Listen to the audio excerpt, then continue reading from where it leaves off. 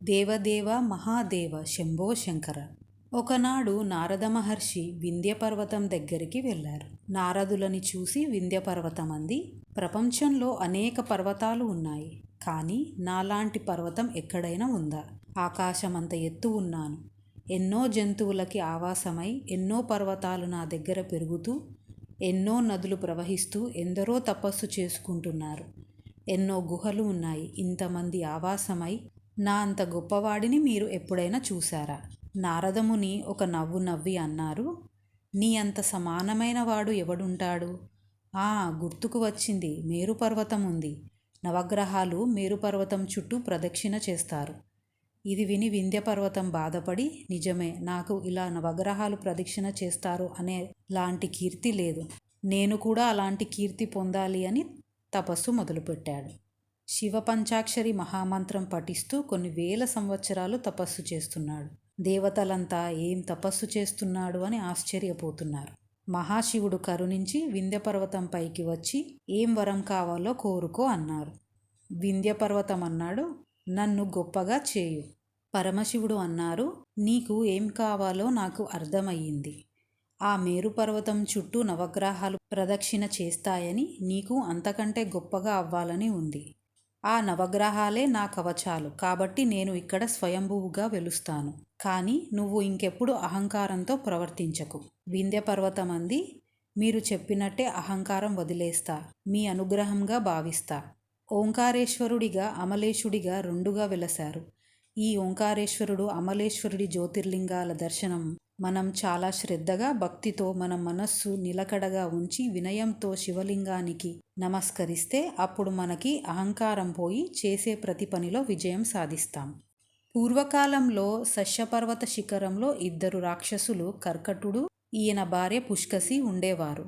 వీళ్ళకి ఒక రాక్షస కూతురు కర్కసి ఉంది. ఈమెని విరాధుడు అనే రాక్షసుడికి ఇచ్చి పెళ్లి చేశారు. రామచంద్రమూర్తి అరణ్యవాసంలో ఉన్నప్పుడు ఈ విరాధుడిని చంపేశాడు. కర్కసి రాముడిపై కోపంతో కుంభకర్ణుడి దగ్గరికి వెళ్ళింది. ఈ కుంభకర్ణుడు నువ్వు యవ్వనంలో ఉన్నావు అని ఆమెతో ఉన్నాడు. ఈ కర్కసికి ఒక కొడుకు పుట్టాడు. రాముడు కుంభకర్ణుడిని కూడా సంహరించాడు అని కర్కసి రాముడిపై కోపం పెంచుకుని తన కొడుకు చాలా బలవంతుడు అవ్వాలి అని భీమా భీమా అని పిలిచేది. భీమా అంటే గొప్ప బలమున్నవాడు. ఈ భీమా పెద్దగయ్యాక కర్కసి తనకు జరిగిన అన్యాయం గురించి చెప్పి, రాముడు విష్ణువు ఒక్కడే, రాముడు ఇప్పుడు లేడు, కాబట్టి నువ్వు ఆ విష్ణువుని చంపాలి అంది. ఆ భీమా లోకమంతా వెతుకుతున్నాడు ఎక్కడ విష్ణువు ఉన్నాడు అని. కొంతకాలానికి విసిగిపోయి విష్ణు భక్తులని చంపడం మొదలుపెట్టాడు. ఒకసారి కామరూప రాజ్యంలో సుదక్షిణుడు అనే రాజుని ఓడించి కారాగారంలో పెట్టాడు. ఈ రాజు ఆ కారాగారంలో మట్టితో లింగం చేసి మనసుతో పూజ చేయడం మొదలుపెట్టాడు. ఈ విషయం భీమకి చెప్పారు. భీమ కోపంతో వచ్చి, నాకన్నా గొప్పదా ఈ లింగం, చూడు దీన్ని ఏం చేస్తానో అని ఒక ఖడ్గం తీసి నాశనం చేయబోతే సుదక్షిణుడు పరమశివుడిని ప్రార్థించాడు ఈ రాక్షసుడిని సంహరించమని. వెంటనే ఆ లింగంలోంచి త్రిశూలంతో పరమశివుడు వచ్చి అన్నాడు, నువ్వు కాదు భీమ, నేను భీమని అని రాక్షసుడి గుండెపై త్రిశూలం వేసి చంపారు. విష్ణువుని చంపుదామని ఆ శంకరుడి చేతిలో చనిపోయాడు.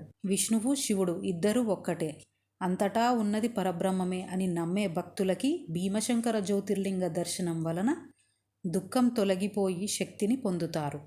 పూర్వకాలంలో గౌతమ మహర్షి తన శిష్యులతో బ్రహ్మగిరి పర్వత శిఖరాల పాదాల దగ్గర ఆశ్రమం నిర్మించి ప్రతిరోజు శంభులింగ ఆరాధన చేస్తూ ఉండేవారు. కొంతకాలానికి క్షామం వచ్చింది. వర్షాలు పడక నీరు లేక అనావృష్టి వచ్చింది. ప్రజలు నీరు కోసం ఊర్లు వదిలేసి నీరు ఉన్న దగ్గరికి వెళ్ళిపోతున్నారు. ఎక్కడా నీరు లేక ప్రజలు అల్లాడుతున్నారు. ఇది చూసిన గౌతమ మహర్షి బాధపడి, వీరి బాధ నేను తీరుస్తా అని అనుకున్నారు. గౌతమ మహర్షి జలముల అధిదేవత గురించి తపస్సు చేశారు. నీటి అధిపతి ప్రత్యక్షమై అన్నారు, ఎవరి వల్ల ఈ వాయువు వీస్తుందో, ఎవరి వల్ల సముద్రం దాటి భూమిపైన రావట్లేదో, ఎవరి వల్ల అగ్ని అందరికీ ఉపయోగపడుతున్నాడో వాడి వల్లే నేను కూడా లోకమంతటికీ నీటిని తేలేను. కానీ నువ్వు ఇంత తపస్సు చేసి నీరు అడిగావు కాబట్టి నువ్వు ఒక గుంట తవ్వు, అందులో నీరు ఇస్తా.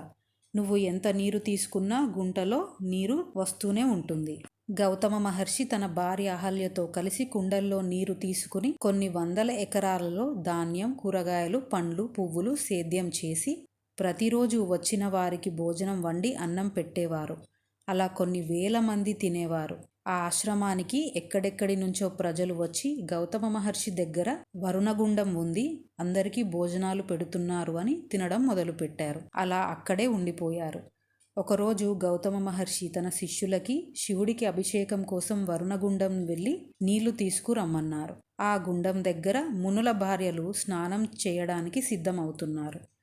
శిష్యులు అన్నారు, అమ్మా, మేము మా గురువుగారి పూజ కోసం నీరు తీసుకోవాలి. మీరు కొద్దిసేపు పక్కకి జరిగితే ఒక కుండ నీరు తీసుకొని వెళతాం. ముని భార్యలు అన్నారు, మీకు ఎంత పొగరు వచ్చింది? మా స్నానం కన్నా గౌతముడి పూజ ముఖ్యమా? గౌతముడికి అంత గర్వం వచ్చిందా? ఇది విన్న శిష్యులు అక్కడి నుంచి వెళ్ళిపోయి ఇప్పుడు ఏం చేయాలి అని గురువుగారి భార్య అయిన అహల్య దగ్గరికి వెళ్ళి అన్నారు, అమ్మా, గురువుగారు పూజకి నీరు తెమ్మన్నారు. గుండం దగ్గరికి వెళితే ముని భార్యలు స్నానం చేస్తామంటున్నారు. వాళ్ళు స్నానం చేస్తుంటే అక్కడ ఎలా నిలబడతాం? నీళ్లు పట్టుకొని వెళతామంటే అనరాని మాటలు అని మమ్మల్ని పంపించేశారు. ఇప్పుడు గురువుగారి దగ్గరికి ఖాళీ కుండతో ఎలా వెళ్ళాలి అని ఆలోచిస్తున్నాం. అహల్య అనుకుంది, సమయం అయిపోతుంది, తొందరగా నీళ్లు తీసుకెళ్ళాలి అని వారి దగ్గర నుంచి కుండ తీసుకుని గుండం దగ్గరికి వెళ్ళి ఎవరితో మాట్లాడకుండా నీళ్లు తీసుకుని వెంటనే వెళ్ళిపోయింది. ఇది చూసిన ముని భార్యలు అన్నారు, అహల్యకి మనమంటే ఎంత చులకన!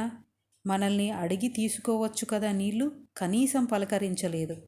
ముని భార్యలు వాళ్ళ భర్తల దగ్గరికి వెళ్ళి విషయం చెప్పి, మాకు ఇంత అవమానం ఎందుకు జరిగిందంటే మనం గతిలేక వీళ్ళ దగ్గర పడి తింటున్నాం కదా, మీరు చాతకాని వాళ్ళని మనమంటే అంత చులకన.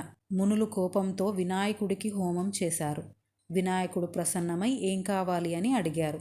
మునులు అన్నారు, గౌతముడు పొగరుతో ఉన్నాడు, ఈ ఆశ్రమం నుంచి ఎలాగైనా పంపించేయాలి. వినాయకుడు అన్నారు, ఒకనాడు మీకు తాగడానికి నీరు లేక తినడానికి అన్నం లేకపోతే మీరు, మీ భార్యలు, శిష్యులు ఎంతోమంది ఇక్కడికి వస్తే మీ అందరి కష్టం చూడలేక గౌతమ మహర్షి ఆయన భార్య అహల్య మీ అందరి కోసం పండించి వండి మీకు అన్నం పెడుతుంటే ఆయన వల్లే వచ్చిన గుండం, ఆయన నిర్మించుకున్న ఆశ్రమం నుంచి వాళ్ళనే పంపించేయాలా? మీరు ఈ సుఖాలన్నీ అనుభవిద్దామనుకుంటున్నారా? ఎంత కృతజ్ఞత లేనివారు మీరందరూ! దానికి నా కోసం హోమం చేసి మీరు కోరిన ఈ పని నేను ఎలా చేస్తా అనుకున్నారు? ఇలాంటి కోరిక కోరవచ్చా? అపకారికి అపకారమే చేయకూడదు, అలాంటిది ఉపకారికి అపకారం చేస్తారా? మునిలై ఉండి మీలో ఒక్కరికి కూడా ఇది తప్పు అనిపించలేదా? మంచివాడు అవతల వ్యక్తి ఎంత చెడ్డవాడైనా, ఎంత కష్టం కలిగించినా ఓపికతో ఉంటాడు. చెడ్డవాడు అవతల వ్యక్తి ఎంత మంచివాడైనా అతన్ని బాధ పెడుతూ ఉంటాడు. మునులు అన్నారు, మేము నీ నీతులు వినడానికి హోమం చేయలేదు. మా కోరిక తీర్చి ధర్మం నిలబెట్టుకో. వినాయకుడు అన్నారు, మీరు చేసిన హోమానికి మీ కోరిక తీరుస్తా, కానీ చివరికి మీరే నష్టపోతారు. ధార్మికంగా ఉండే గౌతమ మహర్షి గొప్ప కీర్తి పొందుతాడు. వినాయకుడు ఒక వృద్ధ ఆవు రూపంలో వచ్చి మహర్షి వేసిన పంటని తింటున్నాడు. మహర్షి ఇది చాలా ముసలిగా ఉంది అని ఒక సన్నటి గడ్డి పొరక తీసుకొని అది వెళ్ళడానికి దానిపై వేశాడు. దానికి ఆ ఆవు కింద పడి చనిపోయింది. గౌతమ మహర్షి నేను ఆవుని చంపాను అని ఏడుస్తున్నాడు. అహల్య, శిష్యులు కూడా ఏడుస్తున్నారు. మునులు వచ్చి ఏమైంది అని అడిగి, ఆవుని చంపావు, నీ ముఖం కూడా చూడకూడదు, నువ్వు మహాపాపివి, నువ్వు ఇక్కడి నుంచి వెళ్ళిపో, నువ్వు ఉంటే మేము ఉండము, ఈ రోజు నుంచి నువ్వు భగవంతుడికి పూజ చేయకూడదు, ఆవును చంపిన మహాపాపి అనేసరికి గౌతమ మహర్షి అన్నారు, నేను వెళ్ళిపోతా అని వెళ్ళిపోయారు. కొద్ది రోజులకి మునులతో మాట్లాడాలి, ఒక్కసారి వాళ్ళందరినీ రమ్మని తన శిష్యుడిని పంపాడు. మునులందరూ వచ్చారు. వారితో అన్నారు, భగవంతుడికి పూజ చేయకుండా నేను ఉండలేకపోతున్నా, దీనికి ఏదైనా పరిహారం ఉంటే చెప్పండి. మునులు అన్నారు, నువ్వు ఒక్కొక్క అడుగు వేస్తూ నేను ఆవుని చంపిన మహాపాపిని అంటూ 3 సార్లు భూమండలం చుట్టిరా. ఆ తర్వాత చాంద్రాయన వ్రతం చేయు. తర్వాత 101 సార్లు బ్రహ్మగిరి చుట్టూ ప్రదక్షిణ చేయు. ఆ తర్వాత 1,000 లింగాలు నువ్వే స్వయంగా చేసి పూజ చేయు. ఇది విన్న గౌతమ మహర్షి తెల్లబోయి చూశాడు. వారు అన్నారు, లేదా ఇంకో దారి చెబుతాం. పరమశివుడి గురించి తపస్సు చేసి నువ్వు ఎక్కడ ఆవుని చంపావో అక్కడ గంగమ్మని ప్రవహించేలా చేయు.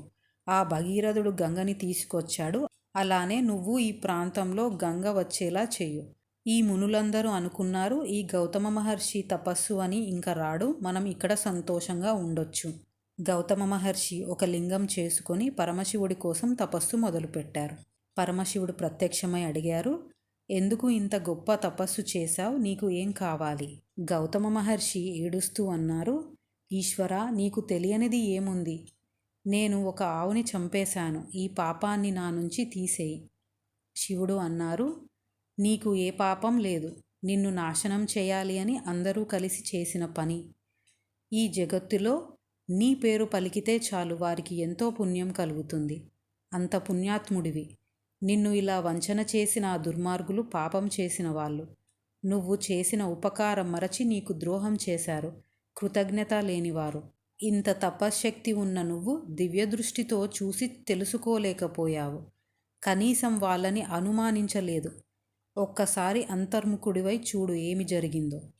గౌతమ మహర్షి కళ్ళు మూసుకొని జరిగిన విషయం చూసి కళ్ళు తెరిచి పరమశివుడితో అన్నారు, ఆహా, వాళ్ళు నాకు ఎంత ఉపకారం చేశారు. వాళ్ళు నన్ను ఇలా తిట్టకపోతే, నన్ను ఇలా తపస్సు చేయమనకపోతే నేను ఇలా తపస్సు చేసి నీ దర్శనం పొందేవాడినా? నేను వాళ్ళకి రుణపడిపోయాను పరమేశ్వర, నీ దర్శనం నా భాగ్యం.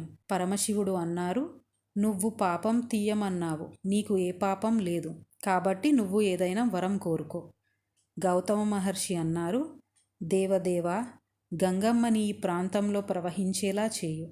గంగమ్మ వచ్చి పరమశివుడితో అంది, మహాశివ, నువ్వు లింగరూపంతో ఇక్కడ ఉంటే నేను ప్రవహిస్తా. అలానే 33 కోట్ల దేవతలు కూడా నా ప్రవాహ దిక్కున ఉండాలి. 33 కోట్ల దేవతలు వచ్చి అన్నారు, మాదొక కోరిక, ఏడాదికి ఒక్కసారి వస్తాం.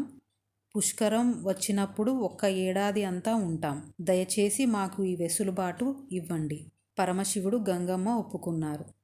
గౌతమ మహర్షి వల్ల వచ్చిన పాయ కనుక దీనికి గౌతమి అని పేరు. ఇక్కడ పరమశివుడు త్రయంబక జ్యోతిర్లింగంగా వెరశారు. గంగమ్మ మళ్ళీ వచ్చి గౌతమిగా ప్రవహిస్తుంది అని తెలిసి ఆ మునులు గౌతమిలో మునక వేయాలని వస్తే గంగమ్మ వెంటనే మాయమైంది. ఆ మునులలో మాత్రం ఎలాంటి పశ్చాత్తాపం లేదు.